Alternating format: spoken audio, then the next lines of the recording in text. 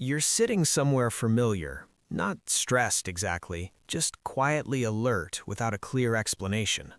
Nothing urgent is happening right now, yet your body feels prepared for something to break. You scroll through updates, comparisons, and reminders without fully absorbing any of them. There's a subtle sense that life is moving forward on paper, but sideways emotionally. Bills are paid, calendars are full, plans exist, yet peace feels consistently postponed. It's not panic or fear, just a low background hum you've learned to normalize. You tell yourself this is adulthood, responsibility, and what stability is supposed to feel like.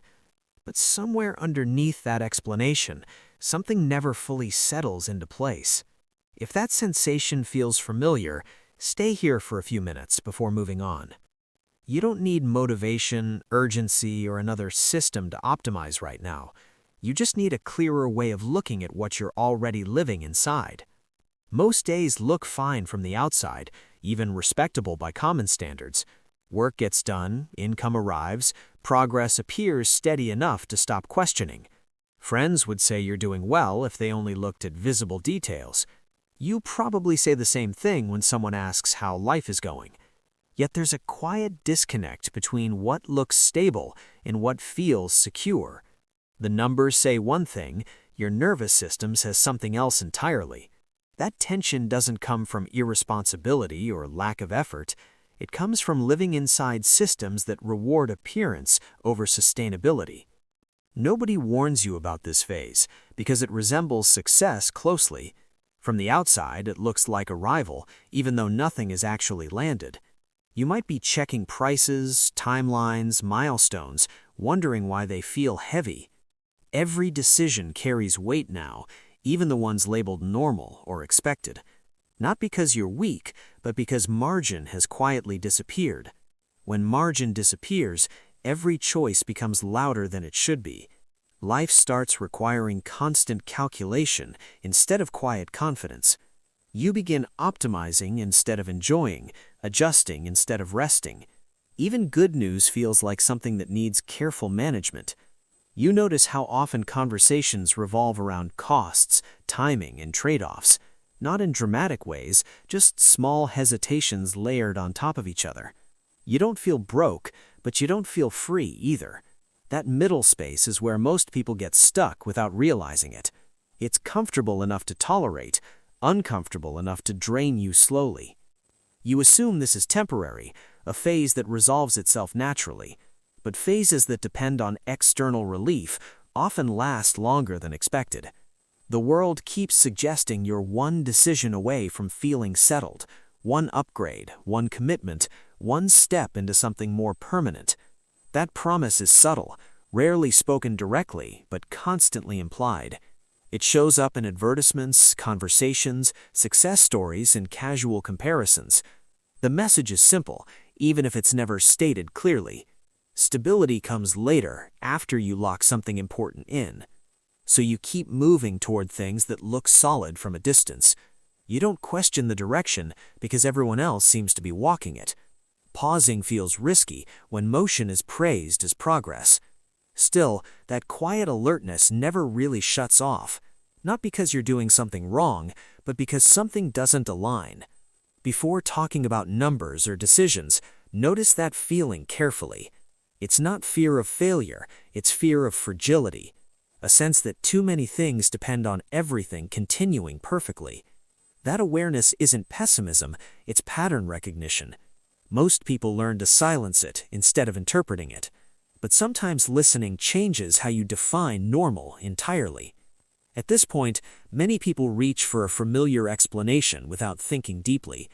They assume the discomfort means they haven't fully committed yet. That security arrives after making a bigger, more permanent decision, something solid, recognized, something signaling you are officially established. The belief isn't loud, it's inherited through observation rather than instruction. You watched others do it and eventually look calmer, or at least quieter. So the logic forms naturally, without being questioned directly. Stability comes from locking yourself into the right long-term structure. Once you choose it, life stops wobbling so much, at least in theory. That idea feels reasonable because uncertainty is genuinely exhausting. Having fewer options sounds like relief when every option feels risky. Commitment promises simplicity, even if it quietly removes flexibility. People rarely say this out loud, but they feel it deeply. They want fewer variables, fewer decisions, fewer things that can change. So permanence begins to feel like safety rather than exposure. You tell yourself that once something is fixed, the pressure will decrease. The trade-off seems obvious and responsible at first glance. Freedom starts feeling overrated compared to predictability later. This belief doesn't come from ignorance, it comes from fatigue. When you've been calculating for years, you crave something that stops the math. Culture reinforces this by celebrating commitment as maturity. Settling down, locking in, planting roots, these are praised relentlessly. Questioning that narrative makes you feel hesitant or behind. So most people never question it. They just move forward carefully. If they feel tense, they assume it's normal pre-commitment anxiety. They wait for the calm that's supposed to follow the decision. That calm becomes the reward promised for enduring the pressure. But there's something subtle here that rarely gets examined. The pressure doesn't come from indecision alone. It often comes from how narrow the margin already is. When life requires precision, permanence raises the stakes dramatically. Yet the belief says permanence will lower them. That contradiction hides in plain sight because it's emotionally convenient. Beliefs that soothe discomfort rarely invite inspection. Instead, they encourage action that feels productive and brave. You're told not to overthink, just take the next step. Analysis gets framed as fear rather than discernment. So you learn to distrust your own hesitation. You assume discomfort means delay, not misalignment. At some point, staying flexible begins to look irresponsible, even though flexibility is the only thing absorbing pressure right now. This belief system doesn't shout, it whispers through repetition. Every story ends with commitment bringing peace. Rarely do you hear what happens to the margin afterward, or how many people confuse relief from uncertainty with actual security. There's an important difference that often goes unnamed. One removes questions, the other absorbs shocks. They're not the same thing, even if they feel similar briefly. Picture a household that looks ordinary in the most unremarkable way. 2 adults, steady jobs, predictable schedules, nothing dramatic or flashy. Their income arrives on time every month, without surprises or windfalls. They don't feel wealthy, but they're far from visibly struggling. Their lives are built on routines that work only when nothing changes. They plan carefully, track expenses, and avoid obvious financial mistakes. From the outside, this looks like competence done correctly. Inside, it feels like constant awareness of limited room. Not panic, just a sense that missteps would be expensive. They talk about future plans using conditional language unconsciously. Phrases like, "as long as nothing changes," appear often. That's not negativity, it's lived experience shaping expectations. They didn't arrive here through recklessness or poor choices. They followed the path described as sensible and adult: education, employment, progression, in gradual accumulation of obligations. Each step made sense when viewed individually. Together, they formed a structure requiring constant performance. Now imagine a new commitment enters the picture. Not framed as risk, but as a natural next step, something presented as solidifying everything they've built. It doesn't feel reckless because it matches their identity. Responsible people make responsible commitments after all. The numbers technically work if everything stays aligned. Income remains stable, expenses predictable, nothing interrupts the flow. On paper, that alignment looks reasonable enough. What doesn't appear on paper is the psychological shift afterward.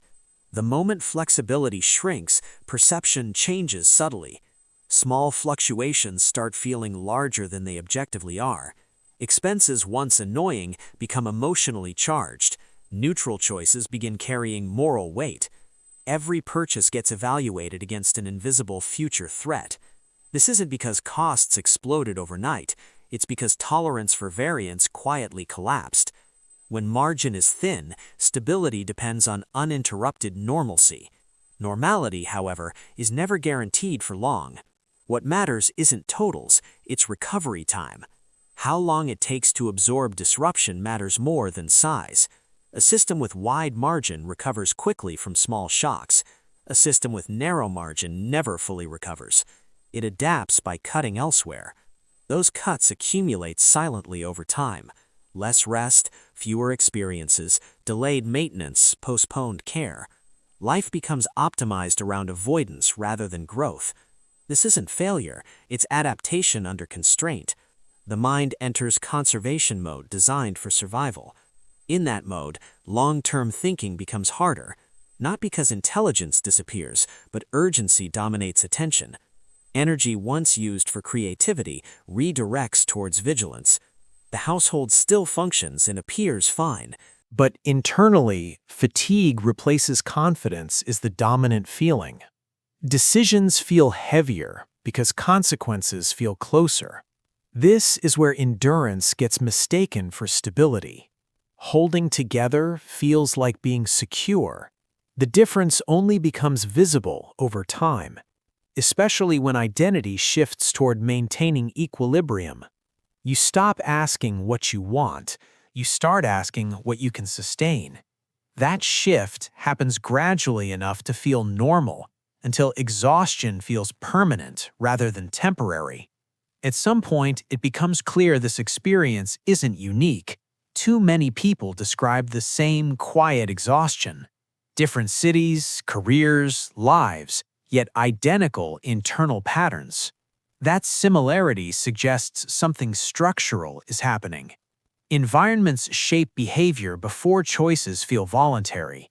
Systems reward output and penalize interruption consistently. People adapt by building lives optimized for continuity, not resilience, not recovery, just continuity. This isn't moral failure, it's predictable adaptation. Markets don't care about comfort, only transactions. Institutions don't measure peace of mind, they measure consistency and compliance. So stability becomes defined as staying functional, not thriving, just not collapsing visibly. Over time, that definition gets internalized as maturity. You equate stress tolerance with responsibility. You admire those who endure without complaint. Gradually, identity wraps itself around dependability. That identity feels strong, but remains brittle, because it depends on everything continuing perfectly. True security doesn't require perfection. It allows mistakes, pauses, and recalibration. Security absorbs disruption without identity fracturing. That's a very different foundation than most stand on. Progress begins to look less like accumulation, more like capacity. The capacity to adjust without panic, the capacity to rest without guilt, the capacity to say no without collapse. These capacities rarely show up in milestones. They're invisible, which makes them undervalued culturally. Yet they determine how life feels daily. Stability isn't what you've locked in, it's how much flexibility remains afterward. Security isn't appearing settled, it's recovering quickly when things shift. Many people are more capable than they realize, they just placed strengths inside consuming structures. Reframing doesn't require dramatic exits. It starts by redefining progress personally, not socially or algorithmically, personally and honestly. Sometimes the mature move is resisting premature permanence. Sometimes stability is choosing optionality. Sometimes progress is creating space. If this perspective feels unsettling, that's understandable. You don't need to decide anything right now. Just notice how often security is framed as permanence. Notice how rarely margin is discussed. Observe your life through that adjusted lens, not to judge or fix immediately, just to see it clearly. Because clarity doesn't always demand action. Sometimes it simply changes what you stop chasing.